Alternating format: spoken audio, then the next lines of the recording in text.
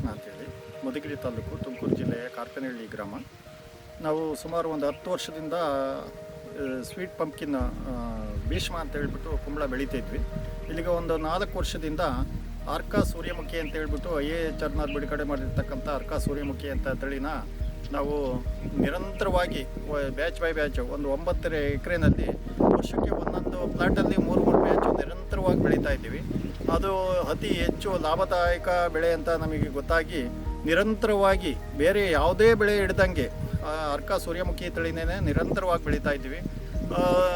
ಬೇರೆ ಬೆಳೆಗಳಿಗೆ ಕಂಪೇರ್ ಮಾಡ್ಕೊಂಡ್ರೆ ಅರ್ಕ ಸೂರ್ಯಮುಖಿ ಬೆಳೆ, ಕುಂಬಳ ಬೆಳೆ ನಮಗೆ ಅತಿ ಹೆಚ್ಚು ಲಾಭದಾಯಕ ಬೆಳೆ ಅಂತ ನಮಗೆ ಮನವರಿಕೆಯಾಗಿ ನಾವು ನಿರಂತರವಾಗಿ ಅದನ್ನೇ ಬೆಳೀತಾ ಇದ್ದೀವಿ.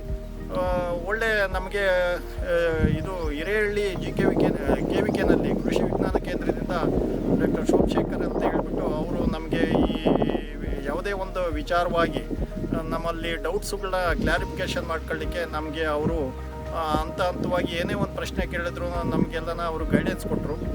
ಮತ್ತು ಬೀಜನೂ ಸಹ ಅವರೇ ನಮಗೆ ಅಲ್ಲಿಂದ ಕೊಟ್ಟರು. ಅದೇ ತಳಿನ ನಾವು ಹಾಕ್ತಾಯಿದ್ದೀವಿ. ನಮಗೆ ಅತಿ ಹೆಚ್ಚು ಲಾಭ ಬರೋಂಥ ಬೆಳೆ ಅಂತ ನಾನು ಹೇಳಲಿಕ್ಕೆ ಇಷ್ಟಪಡ್ತೀನಿ.